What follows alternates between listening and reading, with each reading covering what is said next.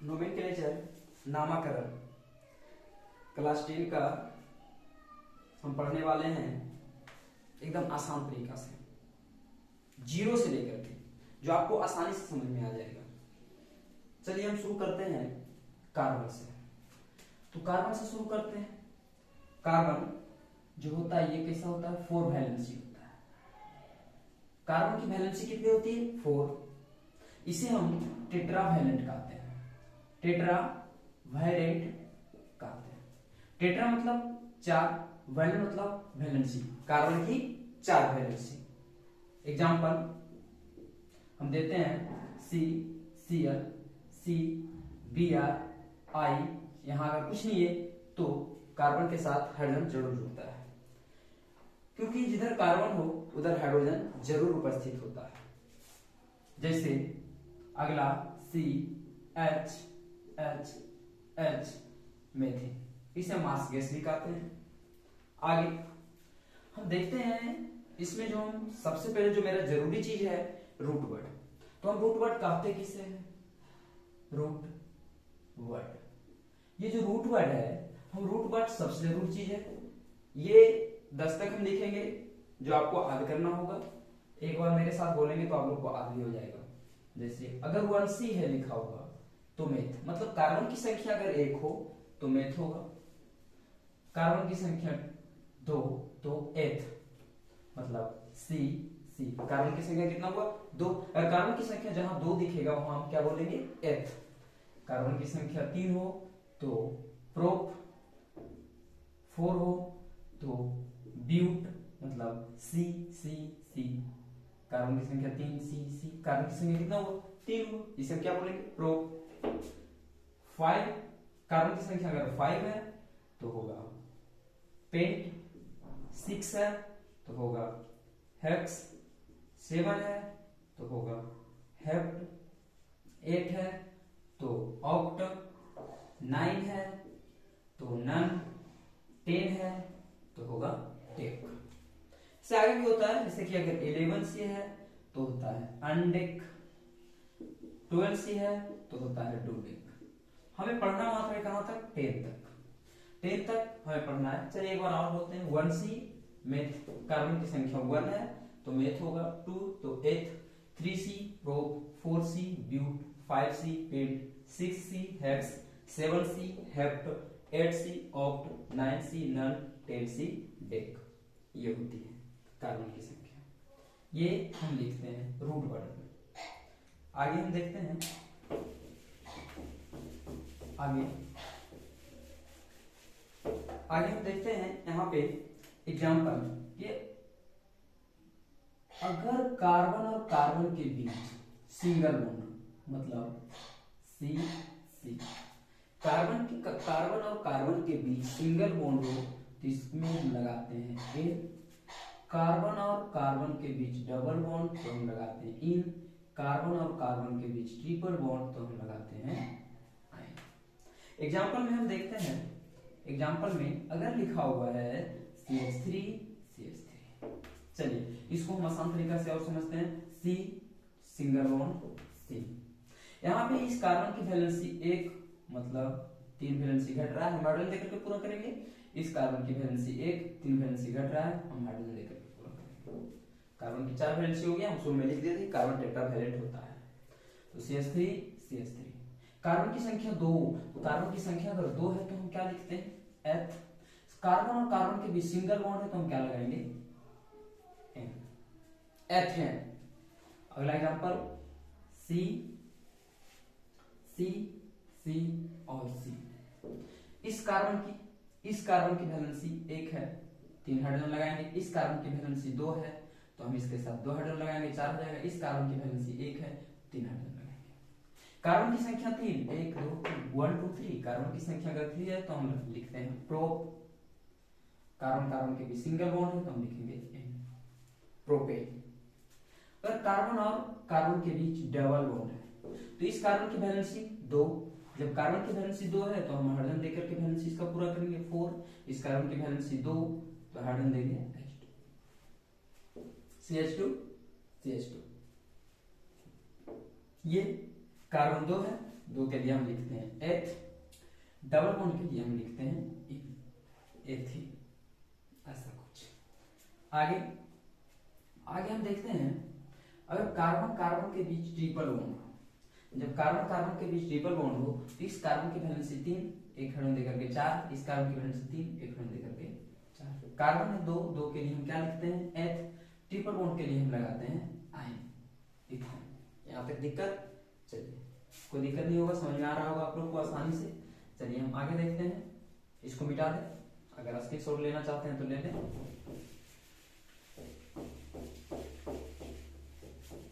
चलिए आगे हम देखते हैं अगला एग्जांपल। अगला एग्जांपल में हम देखते हैं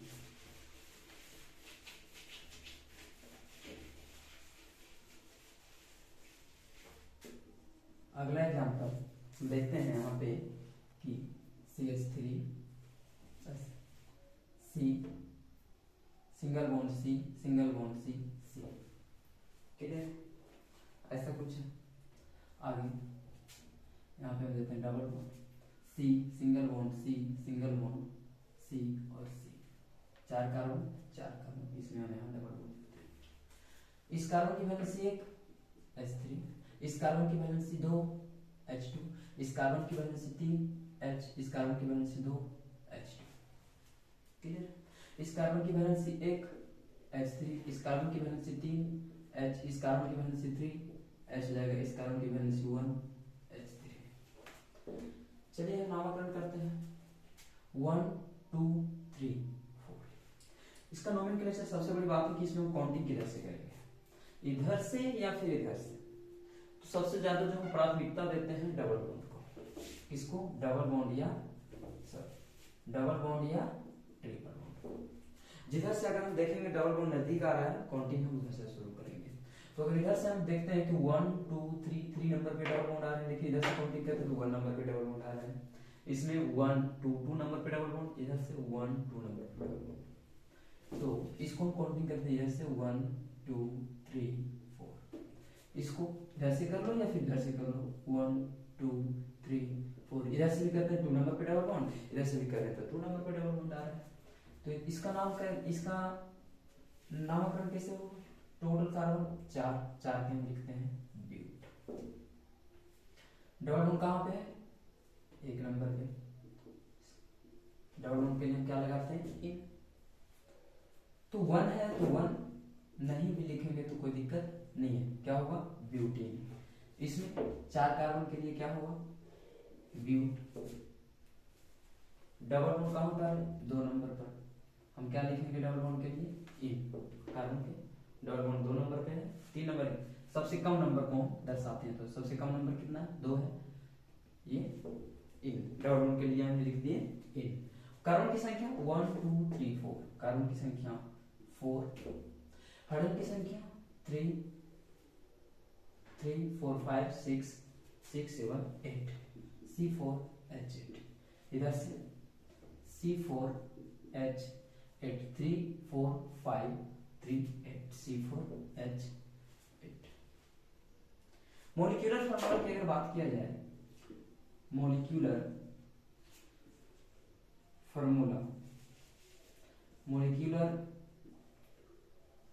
फार्मूला इज सेम। इसका जो मॉलिक्यूलर फार्मूला हुआ सेम, C4H8, C4H8। स्ट्रक्चर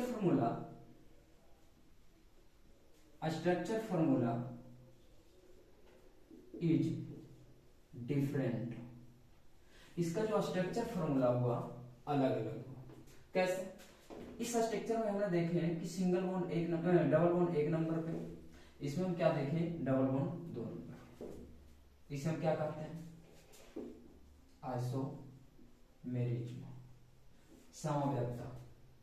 अगर मॉलिक्यूलर फार्मूला सेम हो, स्ट्रक्चर फार्मूला डिफरेंट हो, कहलाता है आइसोमेरिज्म। क्या कहलाएगा आइसोमेरिज्म। चलिए अगला एग्जांपल हम देखते हैं।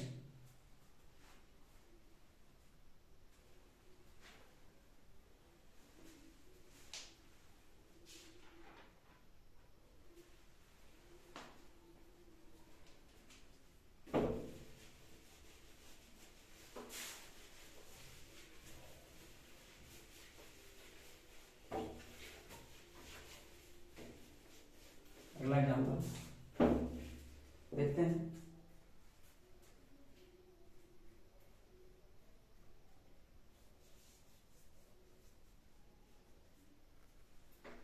CH3 CH2 CH2 CH3। इधर हम देखते हैं CH3 CH CH3 CH2 CH3।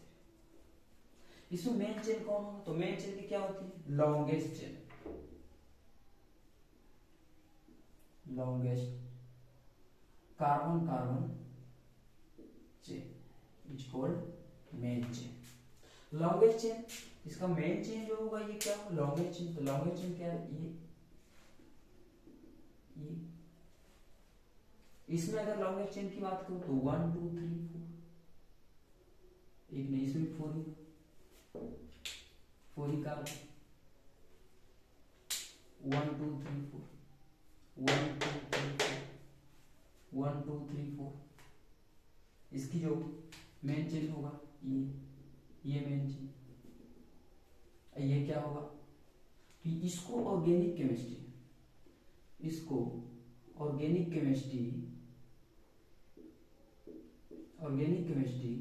Substitute करता है। ये सब्स्टिट्यूट प्रतिस्थापी है, शाखा।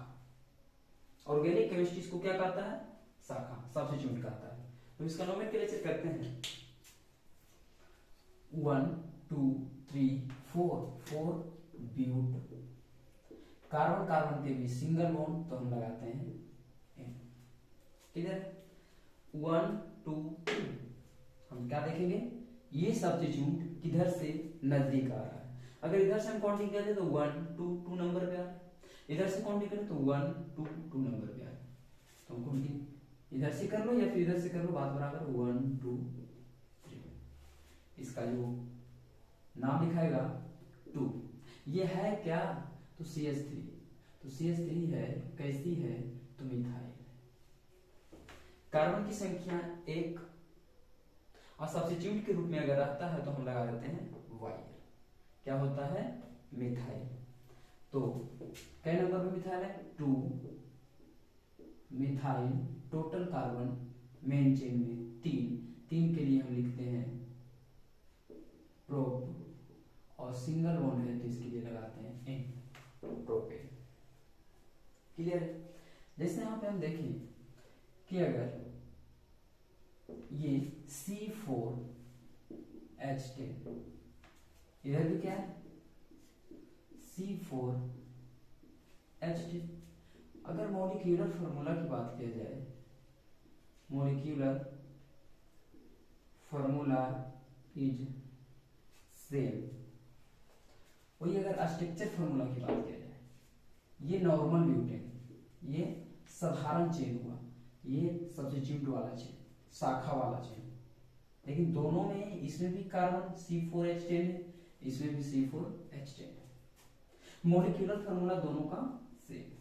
लेकिन अगर स्ट्रक्चर फॉर्मूला की बात किया जाए, स्ट्रक्चर फॉर्मूला इज डिफरेंट, मतलब इसका जो स्ट्रक्चर फॉर्मूला है अलग अलग है।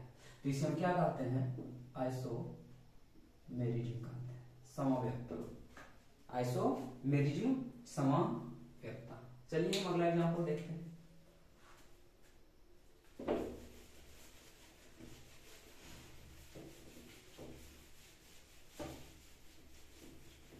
अगला एग्जांपल है सब्स्टिट्यूट की। अगर हम बात करें तो सब्स्टिट्यूट के रूप में जो होता है, सब्स्टिट्यूट मतलब प्रतिस्थापी के रूप में जो होता है, जैसे अगर CH3 है तो इसे हम मिथाइल बोलते हैं। ये CH3 हो सकता है C2H5 इथाइल होता है, सब्स्टिट्यूट के रूप में हो सकता है। ये Cl हो सकता है तो इसे हम बोलते हैं क्लोरो। Br होगा तो इसे हम बोलते हैं ब्रोमो। I होगा तो इसे हम बोलते हैं आयोडो।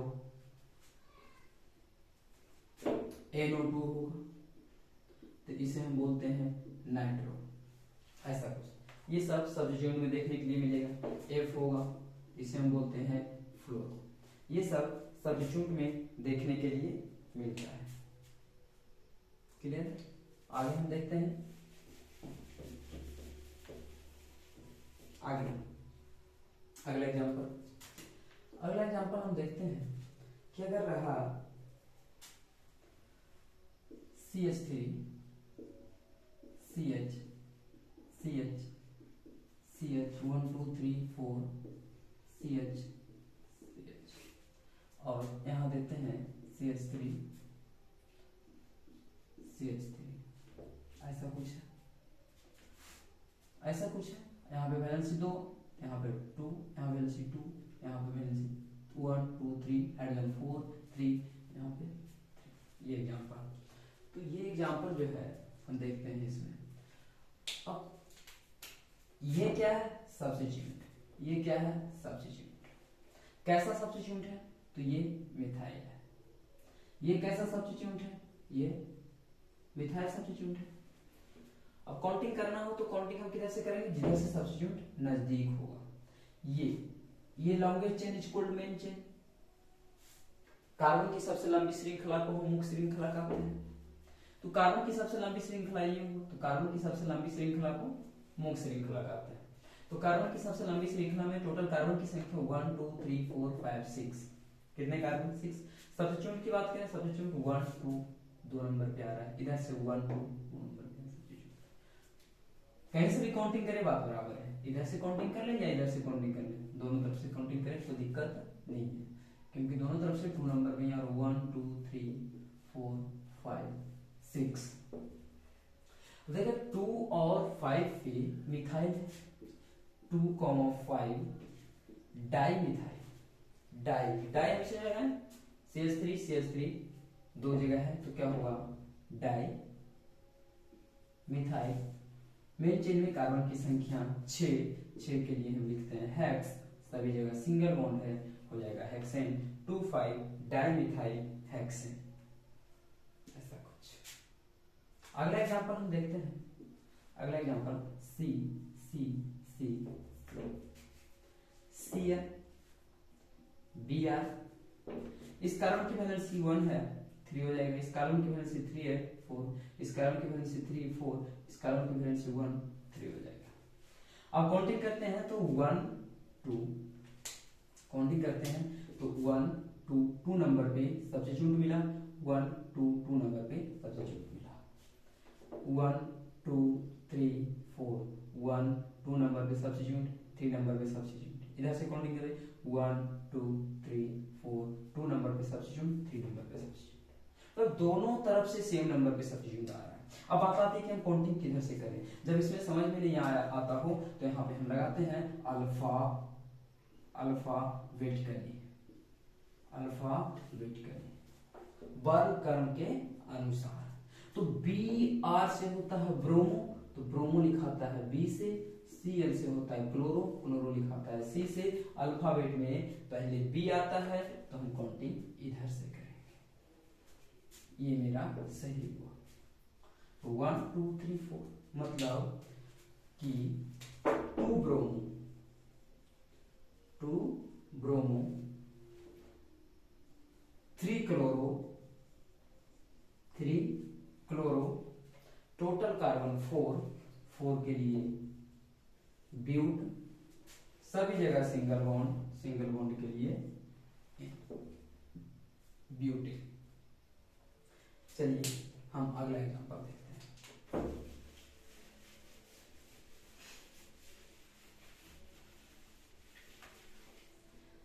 अगला एग्जांपल C5H12 का, C5H12, C और C5H12, ये दूसरा C और C, ये भी। अब यहाँ पे क्या होगा? एक है तो 3 CH3 यहाँ देने की जरूरत नहीं, इस कार्बन की वैलेंसी 4 हो चुका है। यहाँ पे H3 H, यहाँ पे क्या होगा H2 H3 H3, total 1 2 3 4 5 carbon, 1 2 3 4 5 carbon, hydrogen 3 3 3 3 3 6 3 9 3 12, 3 4 5 6 6 3 9 9 3 12, C5H12। Molecular formula same, structure formula different. इसका जो मॉलिक्यूलर फार्मूला है सेम है, C5H12 है। स्ट्रक्चर फार्मूला डिफरेंट है, नोमेनक्लेचर डिफरेंट होगा। जैसे काउंटिंग करें तो इसका मेन चेन 1 2 3 2 नंबर पे सब्स्टिट्यूट 1 2 3 2 नंबर पे सब्स्टिट्यूट, इसको इधर से काउंटिंग कर लो या इधर से काउंटिंग कर लो, बात बराबर। ये मेरा सब्स्टिट्यूट हुआ। लॉन्गेस्ट चेन, कार्बन की सबसे लंबी श्रृंखला को मेन श्रृंखला कहते हैं। 1 2 3, 3 कार्बन की सबसे लंबी श्रृंखला इसमें है।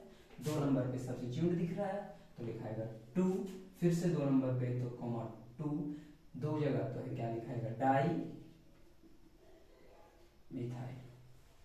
YL हम बता चुके हैं कि सब्स्टिट्यूट के रूप में रहेगा तो YL लगाएंगे, डाई मिथाइल। टोटल 3 कार्बन के लिए हो जाएगा प्रो, सिंगल बॉन्ड के लिए हो जाएगा एन, समझिएगा सिंगल कार्बन कार्बन के बीच सिंगल बॉन्ड है तो प्रोपेन। यहाँ पे 1 2 सबसे लंबी श्रृंखला ये है, या फिर 1 2 3 4 ये कर सकते हैं सबसे लंबी श्रृंखला।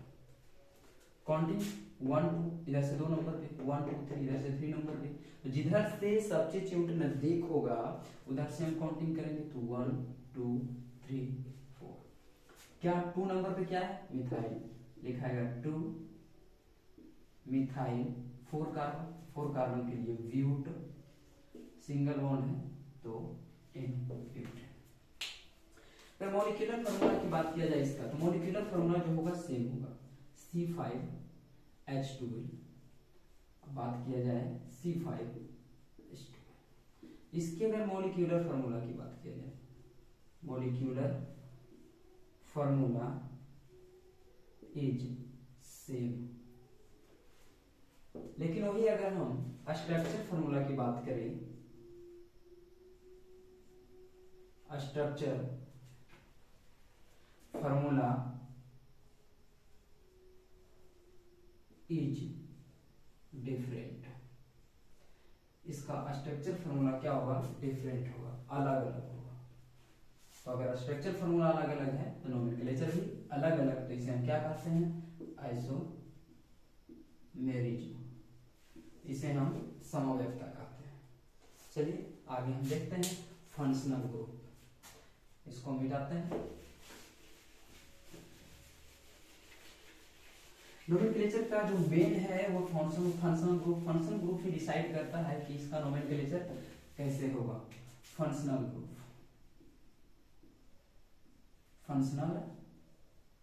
ग्रुप इसे कह सकते हो बोस, यही डिसाइड करता है कि आखिर नोमेनक्लेचर कैसे होगा।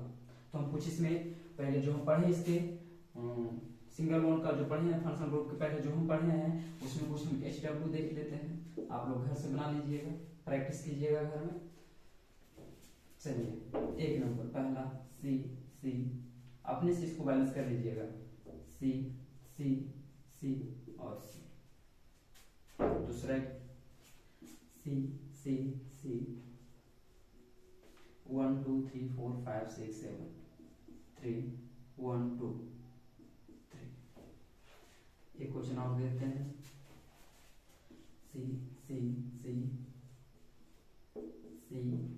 C2 H5 C। ये है 3 क्वेश्चन है, 3 क्वेश्चन घर में बैठ कर प्रैक्टिस कीजिएगा, उसके बाद हम इस तीनों का आंसर बता देंगे। फिर हम देखेंगे फंक्शनल ग्रुप।